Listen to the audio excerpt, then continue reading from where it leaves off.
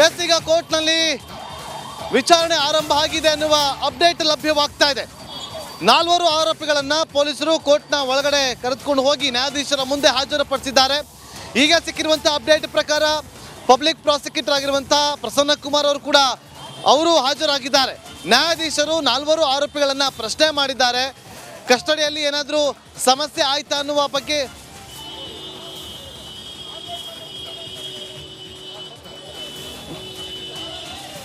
ನೋಡಿ ರಿಮೈಂಡ್ ಅರ್ಜಿಯನ್ನ ಸಲ್ಲಿಕೆ ಮಾಡಲಾಗಿದೆ. ಎಸ್ ಇಲ್ಲಿ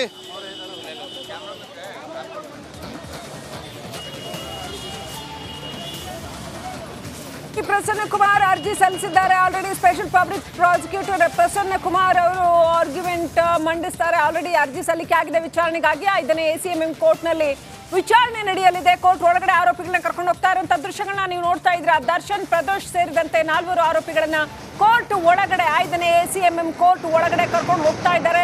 ಆ ದೃಶ್ಯಗಳನ್ನ ನೋಡ್ತಾ ಇದ್ರೆ ಕೆಲವೇ ಕ್ಷಣಗಳಲ್ಲಿ 4 ಗಂಟೆಗೆ ನ್ಯಾಯಾಧೀಶರ ಮುಂದೆ ಹಾಜರುಪಡಿಸೋದು ಅಂತ ಆಗಿತ್ತು. ಸಮಯವನ್ನ ನಿಗದಿ ಮಾಡಲಾಗಿತ್ತು. 4 ಗಂಟೆಗೆ ಇದೀಗ ನ್ಯಾಯಾಧೀಶರ ಮುಂದೆ ಹಾಜರುಪಡಿಸಲಾಗ್ತಾ ಇದೆ. Right on time, just in time ಅಂತ ಹೇಳ್ಬೋದು. ಇನ್ನೊಂದು ಕೆಲವೇ ಕ್ಷಣಗಳಲ್ಲಿ ದರ್ಶನ್ಗೆ ನ್ಯಾಯಾಂಗ ಬಂಧನ ಆಗುತ್ತಾ ಇಲ್ವಾ ಅನ್ನೋದು ಗೊತ್ತಾಗತ್ತೆ ಏನು ಅಂತ. ಆಲ್ರೆಡಿ ಈಗ ಸ್ಪೆಷಲ್ ಪಬ್ಲಿಕ್ ಪ್ರಾಸಿಕ್ಯೂಟರ್ ಪೊಲೀಸರ ಪರವಾಗಿ ಅರ್ಜಿ ಸಲ್ಲಿಕೆ ಮಾಡಿದ್ದಾರೆ. ಸೊ ನ್ಯಾಯಾಧೀಶರು ಏನು ಹೇಳ್ತಾರೆ ಅನ್ನೋದು ಇನ್ನು ಕೆಲವೇ ಕ್ಷಣಗಳಲ್ಲಿ ಗೊತ್ತಾಗುತ್ತೆ. ಹೊರಗಡೆ ಎಷ್ಟು ದೊಡ್ಡ ಪ್ರಮಾಣದಲ್ಲಿ ಜನರು, ಮಾಧ್ಯಮದವರು, ದರ್ಶನ್ ಅಭಿಮಾನಿಗಳು, ವಕೀಲರುಗಳು ಎಲ್ಲರೂ ಕೂಡ ನೆರೆದಿರೋದನ್ನ ನೋಡ್ತಾ ಇದ್ರ. ಕ್ರೌಡ್ ಎಷ್ಟು ದೊಡ್ಡದಾಗಿದೆ. 5ನೇ ACMM ಕೋರ್ಟ್ ಹೊರಭಾಗದಲ್ಲಿ ಎಷ್ಟು ದೊಡ್ಡ ಪ್ರಮಾಣದಲ್ಲಿ ಕ್ರೌಡ್ ನೆರೆದಿದೆ, ಜನ ನೆರೆದಿದ್ದಾರೆ, ಜನಜಂಗುಳಿ ಕಾಣಿಸ್ತಾ ಇದೆ, ನೋಡ್ತಾ ಇದ್ದೀರಾ. ಹೈ ಪ್ರೊಫೈಲ್ ಕೇಸ್ ಇದು. ಎಸ್ ಶ್ರೀಲಕ್ಷ್ಮಿ ನಮ್ಮ ಕ್ಯಾಮ್ರಾಮನ್ ಈಗ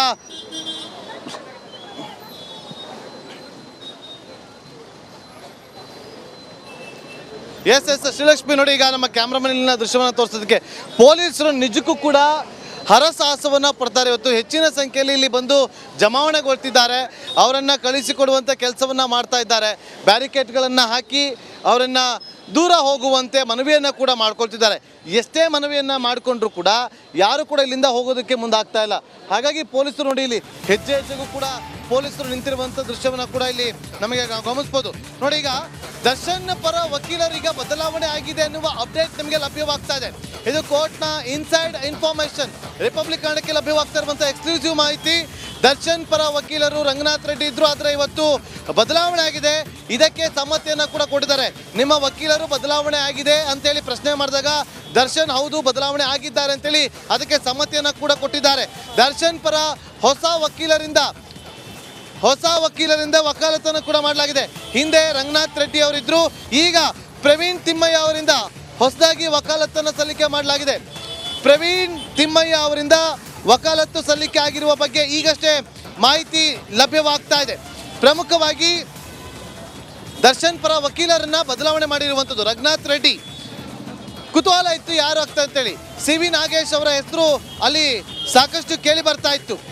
ಆದರೆ ಈಗ ಅಪ್ಡೇಟ್ ಸಿಗ್ತಾ ಇರುವಂಥದ್ದು ಪ್ರವೀಣ್ ತಿಮ್ಮಯ್ಯ ಅವರನ್ನ ಹೊಸದಾಗಿ ವಕಾಲತ್ತನ್ನು ಹಾಕೋದಕ್ಕೆ ಅವರಿಗೆ ಅನುಮತಿಯನ್ನು ಕೂಡ ಕೊಡಲಾಗಿದೆ. 4 ಆರೋಪಿಗಳು ಬಹುತೇಕ ಪರಪ್ಪನ ಅಗ್ರಹಾರಕ್ಕೆ ಫಿಕ್ಸ್. 4 ಆರೋಪಿಗಳು ಪರಪ್ಪನ ಅಗ್ರಹಾರ ಕೇಂದ್ರ ಕಾರಾಗೃಹಕ್ಕೆ ಹೋಗೋದು ಫಿಕ್ಸ್. ಕಸ್ಟಡಿಗೆ ಕೇಳ್ತಾ ಇಲ್ಲ. ಸ್ಪೆಷಲ್ ಪಬ್ಲಿಕ್ ಪ್ರಾಸಿಕ್ಯೂಟರ್ ರಿಮೈಂಡ್ ಅರ್ಜಿಯನ್ನು ಸಲ್ಲಿಕೆ ಮಾಡಿದ್ದಾರೆ. ರಿಮೈಂಡ್ ಅರ್ಜಿಯನ್ನು ಸಲ್ಲಿಕೆ ಮಾಡಿದ ಬಳಿಕ ಅವರನ್ನು ಕಸ್ಟಡಿಗೆ ಕೇಳಿಲ್ಲ. ಹಾಗಾಗಿ 4 ಕೂಡ ಪರಪ್ಪನ ಅಗ್ರಹಾರ ಕೇಂದ್ರ ಕಾರಾಗೃಹಕ್ಕೆ, ಸೆಂಟ್ರಲ್ ಜೈಲ್ಗೆ ಮತ್ತೊಮ್ಮೆ ದರ್ಶನ್ ಹೋಗೋದು ಈಗ ಫಿಕ್ಸ್ ಆಗಿದೆ. ಕಸ್ಟಡಿಗೆ ಕೇಳ್ತಾ ಇಲ್ಲ. ರಿಮೈಂಡ್ ಅರ್ಜಿ ಸಲ್ಲಿಕೆ ಆಗಿದೆ. ದರ್ಶನ್ ಪರ ವಕೀಲರು ರಂಗನಾಥ್ ರೆಡ್ಡಿ ಇದ್ರು, ಅವರ ಬದಲಾವಣೆ ಆಗಿದೆ. ಅದಕ್ಕೆ ಪ್ರಶ್ನೆಯನ್ನು ಮಾಡಿದಾಗ ಸಮ್ಮತಿಯನ್ನು ಕೂಡ ಕೊಟ್ಟಿದ್ದಾರೆ ದರ್ಶನ್ ಪರ ಮತ್ತೊಬ್ಬ ವಕೀಲ ಪ್ರವೀಣ್ ತಿಮ್ಮಯ್ಯ ಅವರು ವಕಾಲತನ್ನು ಸಲ್ಲಿಕೆ ಮಾಡಿದ್ದಾರೆ.